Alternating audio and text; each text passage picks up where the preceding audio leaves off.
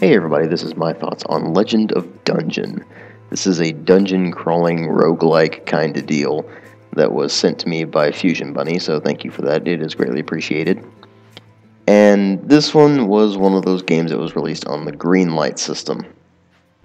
You may be wondering, well, why are you doing an MTO rather than a review? Well, I don't really have all that much to say about Legend of Dungeon, to be perfectly honest with you. It's a roguelike dungeon crawler deal. There's not really much to say about it. And as you may well know, I'm not really a big fan of these kinds of games to begin with. They're not much more than a quick diversion for me. The only one that really holds my interest right now is Dungeons of Dreadmore, and I like that mostly because of its sense of humor rather than anything else. So, when I come across something like this, where it's a real-time dungeon crawler roguelike kind of thing, it's certainly different enough to pique my interest, but when I get more into the game, that's when I really noticed the issue that I was having with it. But before we get into that, let's briefly go over the presentation. Obviously, it's going for a retro art style. It's pixel art, and it's pretty decent pixel art for the most part. The characters look worse than the environments. The environments actually look really good for what they are, even though they're really bland and there's not much in them. They put a decent amount of detail into the environments, and I do like what they've done with that, but the characters, admittedly, they're going for that pixel art style again, but there's not really much to say about the characters. They are just very pixely, they're not very well detailed, and there's not really much in the way of animations in this game. They've definitely gone for that old school pixel art style, and they pulled it off for the most part, but I don't particularly care for it in this game. And I don't particularly care for the sound design either. The sound effects themselves are mostly that 8-bit style of thing, where it's just a bunch of beeps and bloops and that sort of thing. And there's one sound in particular that is absolutely ridiculous, and that would be the level up sound. It's this really loud, obnoxious, screeching noise, and it actually hurts your ears when you hear it, because it's louder than anything else in the game. It gets pretty ridiculous when you're just sitting there playing the game, and all of a sudden this loud, obnoxious noise just starts blaring into your ears. It's awful.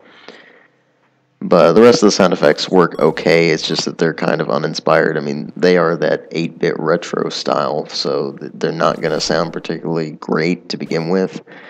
But, again, they're going for a very specific style, and they pulled it off for the most part, so it's a mixed bag. The music, I wish was better. It had the potential to be really good, actually. When you hear the actual soundtrack to this game, it's pretty much the same loop over and over and over again with some slight variations depending on what room you've moved into. And I sort of liked it to begin with, actually. It was just this kind of catchy, slightly dark theme going on, and then it became more and more apparent that it was just the same thing over and over and over again. And so my enthusiasm quickly wore off, and as a result, I don't really care for the music either. It may have more later on in the game. I obviously haven't completed this game, so I can't speak for anything that's further into the game.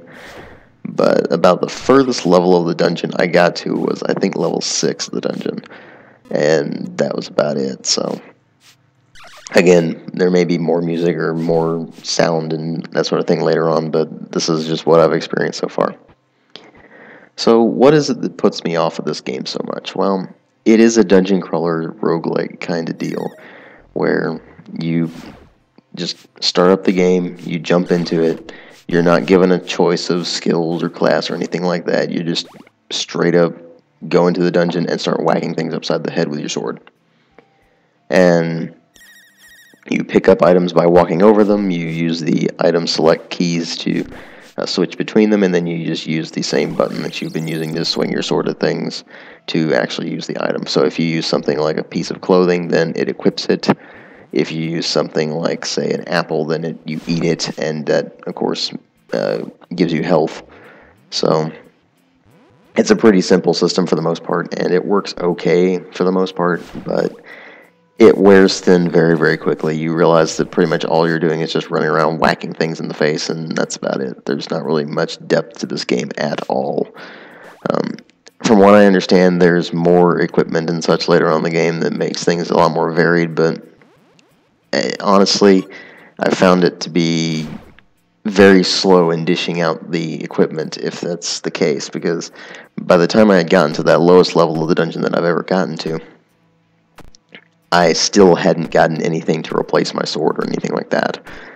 So, I don't know what was going on there, whether it was just bad luck of the draw or whatever, but the game is not really varied enough to really justify going into the dungeon further and further if you're not really hooked immediately. And the other thing that is supposed to set this game apart from other roguelike dungeon crawler kind of deals is that it is a co-op game. You can have up to 4 players in co-op. Only one problem with that. It's only local co-op, so no online play. And as you know, that's an issue on PC. Now, if you were playing this on a console, it wouldn't be as big of a deal, but it's on PC, and, well, if you don't have online play on PC, there's a problem. Local co-op just doesn't work as well on PC as it does on a console. It's just a fact of the matter. So I don't really know what they were thinking with that, whether it was just them not wanting to put in an online option or anything like that, but something like this, if it's going to be co-op, it really needs online play, and this just straight up doesn't have it. So, the ultimate crux of the matter is that if you like dungeon crawler roguelike games, you may be able to get something out of this. I really don't know. I don't really get much out of them to begin with, and this thing didn't really wow me to begin with either, so I went into this thing not really expecting too much out of it. I mean, you know, I expected it to be a roguelike dungeon crawler kind of thing and to be a fairly typical experience. But even then, it bored me quicker than usual, which is surprising. Usually in a roguelike, I find that they're at least a bit amusing to me for a while, but even this one, just starting it out, it was just boring. I don't know whether it was just the unresponsive, lame combat system. By unresponsive, I mean it didn't really feel like I was doing much of anything except flailing around like an idiot. It may be better when you get further into the dungeon and get access to better equipment and such like that, but when you're starting out, it's just so boring. It's tedious. You just go from floor to floor, swinging your sword, and that's about it. And frankly, there are just a lot of other games out there that do that better. So I can't really recommend this thing, but if you're into this sort of game, you may be able to get something out of it, but I recommend if you're going to check it out when it's on sale for cheap. At any rate, thanks for watching.